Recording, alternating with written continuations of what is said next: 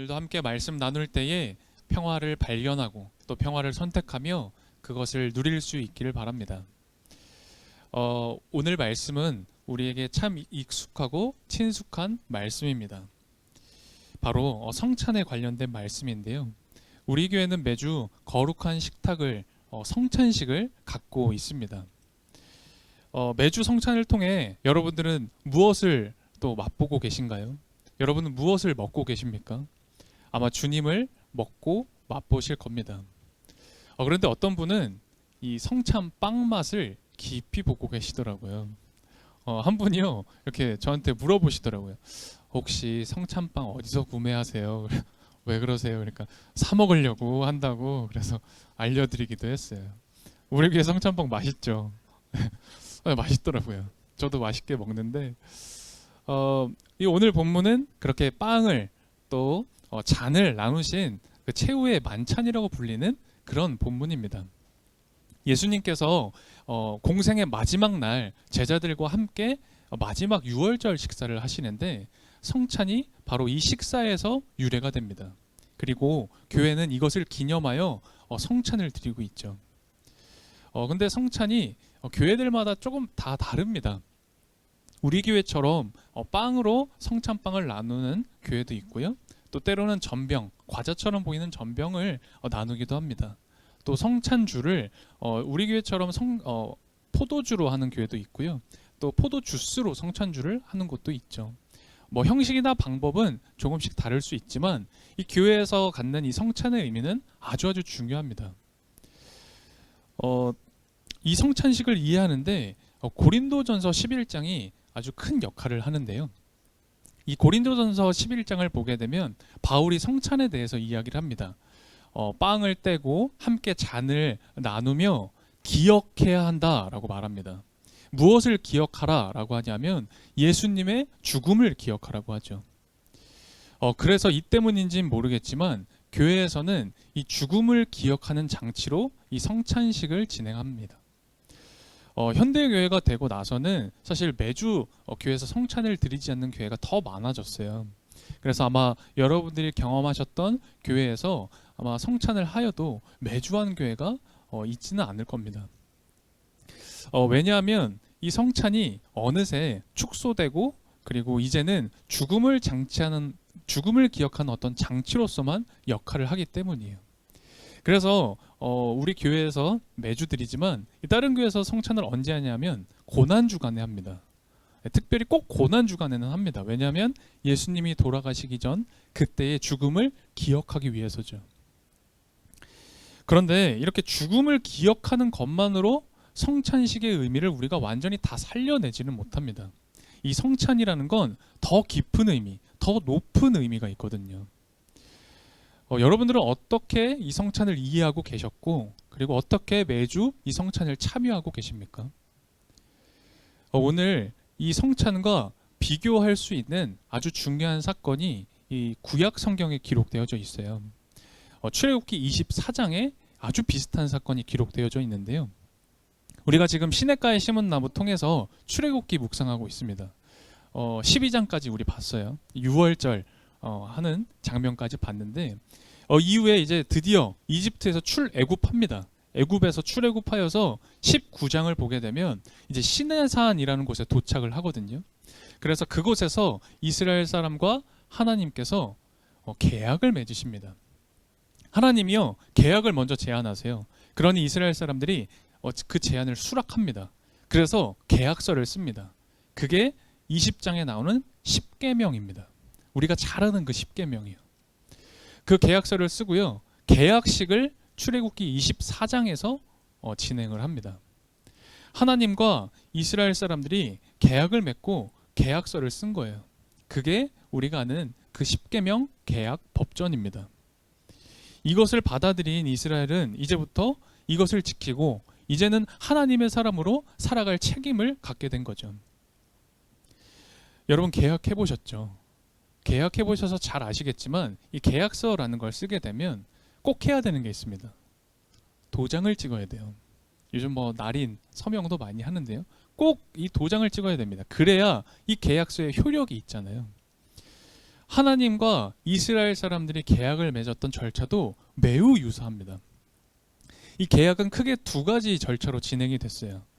첫 번째는 하나님께서 말씀하시면 모세가 그 말씀을 기록했습니다. 그것이 십계명이라는 거죠. 그리고 모세는 그 다음 바로 제단을 쌓았습니다. 그리고 그 제단 앞에 사람들이 모였고요. 그 제단 앞에서 모세가 그 말씀, 그 십계명 계약서를 낭독합니다. 그러면 그것을 지키겠다고 사람들이 약속했죠. 이어서 모세가 제물을 잡습니다. 동물을 잡아서요. 그 피를 뿌립니다. 그 제단에 뿌립니다. 그러면서 백성들에게 이야기를 하죠. 뭐라고 했는지를 한번 같이 살펴보면 좋을 것 같은데요. 우리 구약 출애굽기 24장을 한번 같이 보도록 하겠습니다. 우리 구약 107페이지입니다. 출애굽기 24장 3절부터 볼 건데요. 3절을 보면 이렇게 나와 있어요. 모세가 이제 시내산에서 내려와서 말씀과 법규를 전했다고 하죠. 그리고 온 백성이 말씀 지키겠다고 대답했다고 합니다. 그리고 4절 보게 되면 말씀을 기록했다. 또 12개 기둥을 세웠다. 뭐 이런 이야기가 나오죠. 그리고 화목제물을 드렸다. 5절에 나오고요. 그리고 6절을 보게 되면 그 피의 절반은 그릇에 담고 나머지 절반은 제단에 뿌렸다. 뭐 이렇게 나오잖아요. 그리고 7절부터 이 11절 이 부분을 함께 읽어보면 좋을 것 같아요. 이 부분은 조금 길긴 하지만 한 목소리로 같이 읽어보면 어떨까요? 7절부터 우리 11절 우리 한 목소리로 같이 읽겠습니다. 그리고 그가 언약의 책을 들고 백성에게 낭독하니 그들은 주님께서 명하신 모든 말씀을 받들어 지키겠다고 말하였다. 모세는 피를 가져다가 백성에게 뿌리며 말하였다. 보십시오. 이것은 주님께서 이 모든 말씀을 따라 당신들에게 세우신 언약의 피입니다. 모세는 아론과 나답과 아비후와 이스라엘 장로 70명과 함께 올라갔다. 거기에서 그들이 이스라엘의 하나님을 보니 그 발 아래에는 청옥을 깔아놓은 것 같으며 그 말기가 하늘과 꼭 닮았다. 주님께서는 이스라엘의 지도자들을 손으로 치지 않으셨으므로 그들이 하나님을 뵈며 먹고 마셨다. 아멘. 하나님은 이스라엘과 이 계약한 것에 대해서 도장을 찍으세요.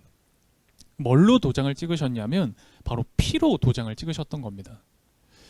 이 피로 도장을 찍었다는 의미가 뭐냐면 목숨을 걸고 이 계약을 지키겠다라는 겁니다.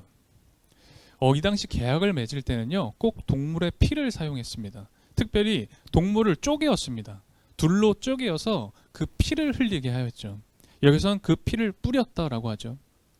이게 무슨 의미냐면 당시 계약할 때 이 계약을 지키지 않으면 이 동물이 둘로 쪼개어졌던 것처럼 내가 그렇게 쪼개질 거다. 목숨을 거는 계약을 할 때 그렇게 했다라는 거예요. 그러니까 하나님이 이 계약을 얼마나 중요하게 여기시는지 어느 마음으로 이 계약을 사람들과 맺으셨는지를 볼 수가 있죠. 그런데 이 계약에 참여하는 이스라엘을 한번 볼까요? 이들은 어떻습니까? 모세가 이 계약의 말씀을 낭독하면 사람들은 어떻게 해요? 지키겠다라고 약속할 뿐입니다. 이게 요즘으로 치면요 비대칭 계약이에요. 다 책임은 하나님께 묻겠다는 겁니다. 다 모든 건 하나님이 지켜야 한다라는 거예요. 다 내가 해야 된다라는 겁니다. 그런데 바로 이것이 하나님이 보여주신 은총이었어요. 우리가 이 성경의 역사를 봐서 이미 잘 알듯이 훗날 이스라엘 사람들은 이 계약에 충실히 살아가지 못합니다. 이 계약을 사실 다 어깁니다. 사실 이렇게 되면 계약이 파기된 거거든요. 그런데 하나님께서는 그 계약을 파기하지 않으시고요. 끝까지 그 계약을 지키시려고 합니다. 그래서 끝까지 그들에게 다시 돌아와라. 회개해라. 내가 다시 회복시켜줄게. 계속 끊임없이 얘기를 하시죠. 그 이유가 바로 여기에 있는 거예요. 계약을 맺은 후에 이스라엘 장로들, 이스라엘 사람들이 하나님 앞으로 섭니다. 하나님 앞으로 가서 오늘 우리가 확인했듯이 식사를 합니다. 하나님이요 생명의 잔치, 축제를 여신 겁니다.